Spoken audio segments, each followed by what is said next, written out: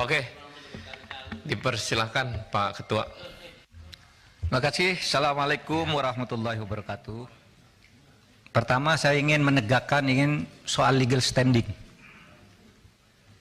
Bolehkah Menko Polhukam mengumumkan data pencucian uang ke publik yang kemarin dipersoalkan? Saya jawab nanti.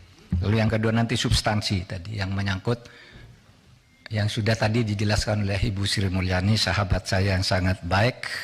Saya kira salah seorang menteri yang terbaik di kabinet, sehingga harus saya bantu dengan sebaik-baiknya. Saudara sekalian, saya mengumumkan kasus itu, saudara, adalah sifatnya agregat. Jadi perputaran uang tidak menyebut nama orang, tidak menyebut nama akun. Itu tidak boleh. Agregat, bahwa perputaran uang dari sekian ratus orang itu 249 T. Agregat. Ya. Saudara, yang disebut namanya hanya yang sudah menjadi kasus hukum. Seperti Rafael, Angin Prayitno, dan mungkin ada nama yang memang sudah menjadi kasus hukum, tetapi kasus hukum pidananya, kasus pencucian uangnya, saya Anda mau diinterupsi lah, interupsi itu urusan Anda. Masa orang ngomong diinterupsi, nantilah Pak. Saya kan tadi sudah bilang, pakai interupsi tidak selesai-selesai kita ini. Lalu nanti saya yang interupsi dituding-tuding lagi. Saya tidak mau. Artinya kalau begitu, misalnya saya membantah lalu di sini ada berteriak, keluar, saya keluar. Saya punya forum. Saya setiap kesini dikoroyok, belum ngomong sudah diinterupsi, belum ngomong diinterupsi. Waktu kasus itu juga, waktu kasus Sambo, belum ngomong sudah diinterupsi, dituding-tuding, suruh bubarkan. Jangan begitu dong. Mati ya mic-nya. Pak Mahfud, kita teruskan aja dulu yang interupsi biar nanti. Oh oke, nanti ntar dibenerin. Lah tapi sedong. Tapi sebelah sini hidup mic-nya ini. Lah.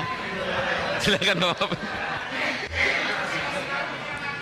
Amis Bakum kemarin Kalau mic-nya mati gimana saya ngomong? Ini hidup Pak Mahfud. Jangan-jangan disabotase ini. Enggak. Kalau mau buka-buka, ayolah. Di sini ada yang bisa dibuka, ada yang agregat, nggak bisa nyebut nama.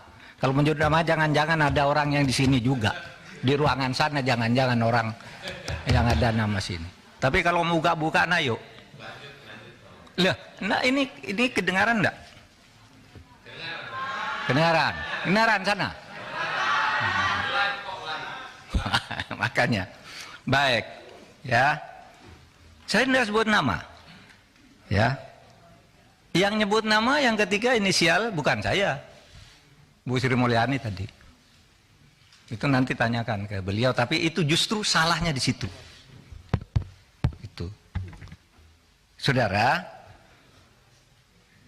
Ini ada ketentuan nih di undang-undang yang tidak boleh menyebut itu kalau menyangkut ini identitas seseorang, kemudian nama perusahaan, nomor akun dan sebagainya itu ya. Profil entitas yang terkait yang melakukan transaksi, pihak terlapor, nilai, tujuan transaksi. Nah itu semua tidak boleh disebut. Saya tidak nyebut apa-apa, hanya nyebut angka agregat. Oke, satu. Oleh sebab itu saya harus jawab dulu satu persatu. 3 orang nih Pak Arteria. Wah katanya, ini bisa diancam dengan ancaman hukuman pidana 4 tahun. Karena itu lalu terpancing si Boyamin itu ngelaporin betul. Meskipun dia guyon sebenarnya. Biar yang dipanggil itu menjelaskan, katanya biar Pak Arteria. Oleh Martin dipanggil oleh polisi. Karena ada laporan, lalu apa salahnya? Itu kata si Pak Boyamin. Begini, saudara, Apa dasarnya melapor ke ketua? Loh, saya ketua, jadi dia boleh lapor, boleh saya minta. Loh, kamu kan ke Pak Harto, ke Pak Presiden, kenapa lapor ketua? Ya memang kenapa saya ketua diangkat oleh Presiden, ada SK-nya.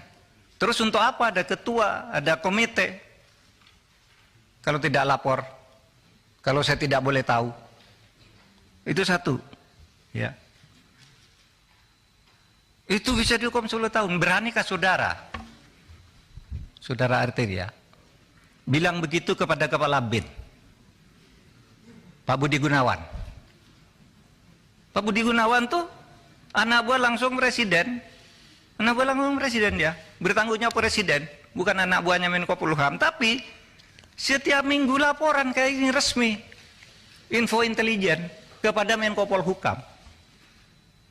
Coba saudara bilang ke Pak Budi Gunawan, Pak Budi Gunawan, menurut Undang-Undang BIN bisa diancam 10 tahun penjara, berani enggak? Menurut pasal 44. Kan persis yang saudara baca kepada saya, bahwa kalau menyampaikan ke Menko Polhukam 10 tahun lepas BIN nyampaikan, bukan ke presiden, tapi ke saya nih. Ini bulan Maret ada nih. Kok terus enggak boleh gimana? Apa gunanya ada? Dan ini penting saudara. Karena apa? Ya. Karena saya bekerja berdasar info intelijen. Misalnya ada kayak gini, saya enggak bocorkan di sana, tapi tahu besok akan ada demo di sana. Kekuatannya sekian orang, korlapnya ini. Kekuatan polisi yang diperlukan segini, sehingga saya tidak perlu rapat tuh kecil. Oh ini serius. Itu info intelijen, masa saya tidak boleh ngomongkan gitu?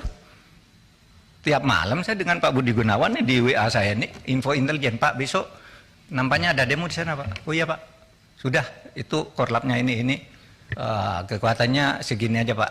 Cuma cukup di Polsek, cukup di Polres, atau harus di Mabes. Kalau sudah perlu Mabes, saya undang rapat. Dan itu info intelijen, masa tidak boleh?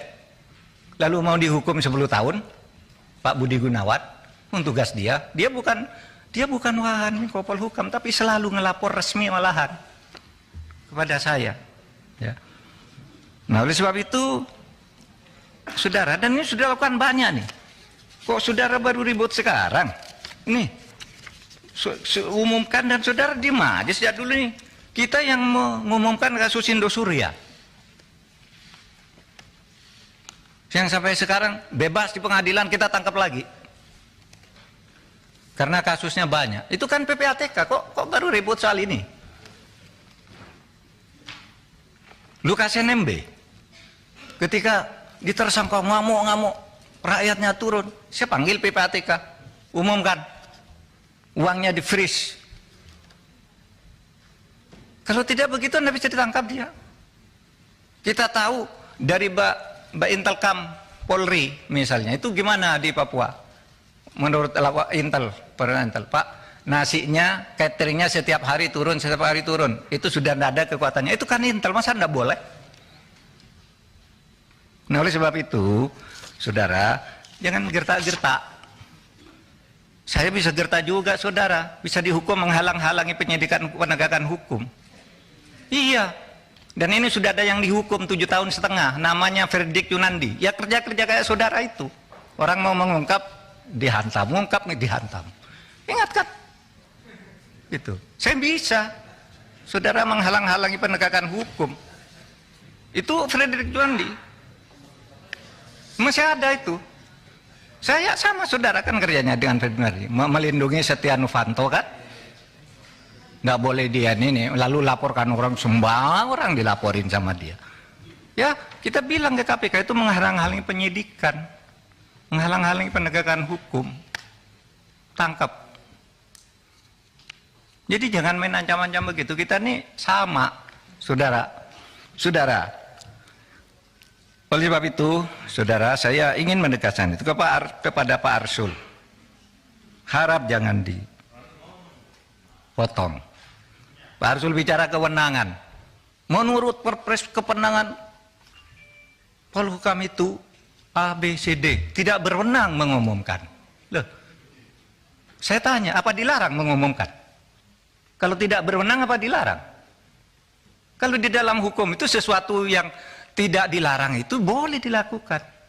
Anda dari pesantren nih, saya bacakan dalilnya, wal aslu fil uqudi wal muamalah as-sah hatta yaqumu dalilun alal batalani wa tahrim. Pimpinan, izin pimpinan. Boleh bicara? Nanti dulu. Nggak, menurut saya biarkan Gini, menjelaskan dulu dong. Nanti gini. Bicara. Saya mohon izin ke pimpinan. Boleh nggak saya bicara? Nanti dulu. Oke. Nanti dulu. Silakan. Jadi setiap urusan tuh kalau tidak ada larangan boleh, kecuali sampai timbul hukum yang melarang. Itu pesantren kan? Dalil di pesantren waktu kecil udah menghafal kayak gini. Nanti kalau di dalam hukum umum, saya katakan juga sekarang ke Pak Beni, tanyanya kok seperti polisi. Menko boleh ngomong apa enggak? Begini Pak, kalau seperti boleh apa tidak? Begini kalau substansi boleh apa tidak? Jawab ya atau tidak. Kan enggak boleh tanya begitu. Itu harus ada konteksnya dong. Sesudah bilang boleh katanya. Ini yang saya lihat. Kalau boleh sebutkan pasalnya, boleh kok harus ada pasalnya. Kalau boleh tuh enggak perlu pasal. Misalnya saya tanya ke Pak Beni boleh enggak saya ke kamar mandi sekarang? Boleh, mana pasalnya? Enggak ada, karena boleh. Kalau dilarang baru ada pasalnya. Di mana dalilnya? Nah sekarang bukan bahasa Arab, bahasa Latin. Nolum delictum nolapuna sine previa lege punali. Ini dalam hukum pidana. Tidak ada satu kesalahan, tidak ada sesuatu yang dilarang itu sampai ada undang-undang yang melarang lebih dulu. Ini tidak dilarang kok. Lalu ditanya kayak copet aja. Memang siapa? Pak Mahfud. Ya. Jadi ini Pak Mahfud menjawab apa yang diungkapkan oleh Pak Arsul, Pak Arteria. Nanti habis ini Pak Beni berarti kalau gitu ya? Iya tadi sudah. Oh, udah. Iya Pak Beni yang bertanya Jadi teman-teman, sebentar Pak Mahfud, supaya dalam rapat ini apa yang mungkin seminggu terakhir penyampaian di publik dan rapat yang kemarin sudah disampaikan oleh Komisi 3, ini Pak Mahfud menyampaikan juga klarifikasi tentang terkait apa yang sudah teman-teman ungkap. Jadi berikan ruang Pak Mahfud untuk mengklarifikasi. Nanti setelah Pak Mahfud menyelesaikan, teman-teman silakan untuk menyampaikan hal terkait apa yang disampaikan Pak Mahfud. Silakan Pak Mahfud. Ya, saya kira sudah begitu aja. Ya. Nah karena sering di DPR-nya aneh. Kadang-kadang marah-marah gitu, nggak taunya Markus dia. Marah ke Jaksa Agung, ngomong nantinya datang ke kantor Kejaksaan Agung titip kasus. Pimpinan mohon dicatat ya. Saya interupsi pimpinan. Interupsi pimpinan. Saya kira ini tidak relevan. Silakan. Interupsi pimpinan. Ya. Silakan Pak Habib, silakan. Apa? Saya kebetulan pimpinan Mahkamah Silakan. Kehormatan Dewan, pimpinan. Ini konten Saya minta parlemen Pak ini. Mahfud, apa memang benar ada data yang soal Markus anggota DPR, disampaikan saja sekarang. Nanti Saya sampaikan sekarang. lanjuti. Ya. Disampaikan saja.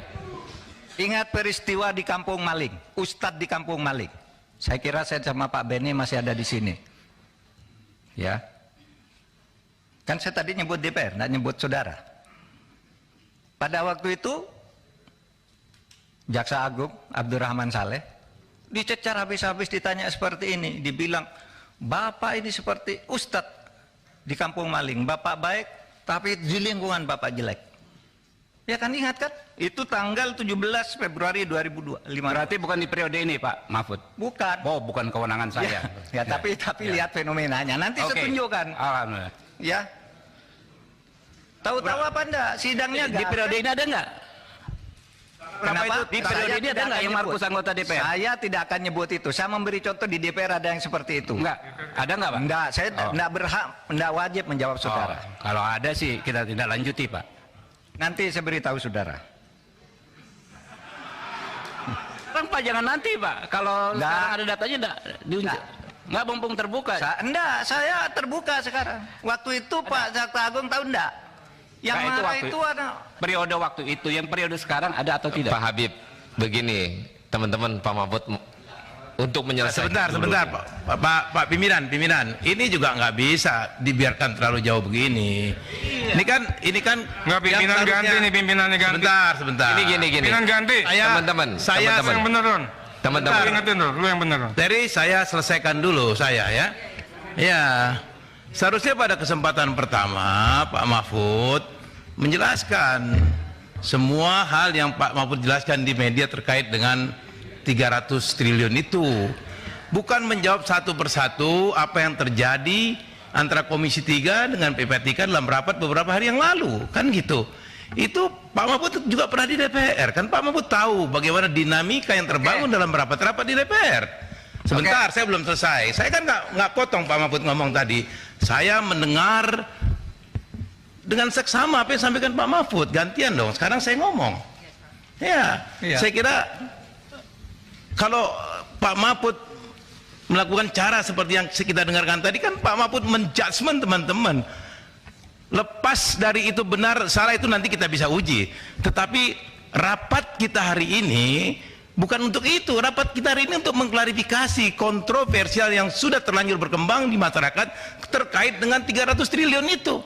Tidak satu pun poin dari awal Pak Mahfud menyampaikan penjelasan Pak Mahfud dalam rapat ini yang terkait dengan soal itu. Satu-satu Pak Mahfud mengomentari jalannya rapat antara kami dengan PPATK. Khususnya yang disampaikan oleh Terry, yang disampaikan oleh Saudara Arsul dan Saudara Beni. Ini kan jadi lari dari maksud dan tujuan rapat kita pada hari ini. Dan pimpinan juga punya kewenangan untuk menjaga lalu lintas rapat ini agar berlangsung sesuai dengan apa yang kita inginkan, gitu loh. Saya kira itu. Saya belum berkomentar terlalu jauh, tapi kira-kira rapat ini harus berjalan sesuai dengan tata tertib yang berlaku di DPR. terima kasih Pak Mulfahri. Pak Mulfahri dan teman-teman, namanya kita mengundang rapat yang bersangkutan sebagai Ketua Komite Nasional dengan kontroversi yang ada. Tapi kalau akhirnya yang bersangkutan menjelaskan dulu dengan apa yang terjadi, dengan mengklarifikasi yang terjadi belakangan terakhir, tidak salah sebenarnya. Nanti kalau selesai dia mengklarifikasi Pak Menko, baru kita tangkepin Pak, supaya apa yang menjadi klarifikasi Pak Mahfud ini bulat. Bukan berarti nanti interupsi. Mau kapan selesai Pak? Mau 2 hari? Pak Arteria tadi udah suruh ganti saya sebagai pimpinan. Ini lagi di luar jalur. Kan kita lagi mendengarkan dulu ketua komite menjelaskan Pak, supaya terungkap. Mau rapat 7 hari nggak apa-apa, asal ungkapan dari ketua komite apa yang menjadi kontroversi ini terbuka secara publik dengan teman-teman. Nah, kiranya untuk jangan salah mengartikan Pak Mahfud ini menyampaikan ungkapan, masa nggak dikasih ruang seorang ketua komite atas kontroversi yang ada. Ini kan permulaan. Nah, begitu ya. Nah, lanjut Pak Menko, supaya jangan ada nanti seolah-olah pimpinan tidak memberikan satu keputusan tegas. Oke Pak Mahfud, silakan Pak Mahfud. Baik, saudara, tadi kan saya sudah sampaikan. Saya akan punya 2 bagian di sini. Satu, saya menjawab pengadilan terhadap Ketua PPATK kemarin yang saya tidak bisa hadir. Bukan tidak bisa hadir, saya sudah siap hadir, tapi jadwalnya diubah. Saya bilang, keterangan saya hari ini akan ada 2 macam. Satu, tentang legal standing, di mana dibilang PPATK tidak boleh melapor ke Menko, Menko tidak boleh bicara ke publik. Padahal ini yang selama ini kita gunakan untuk nangkap teroris, untuk koruptor dan sebagainya. Itu saya menjelaskan itu aja. Nah, sekarang mari masuk, saudara sekalian. Nah, sekarang ke materinya yang menyangkut penjelasan Ibu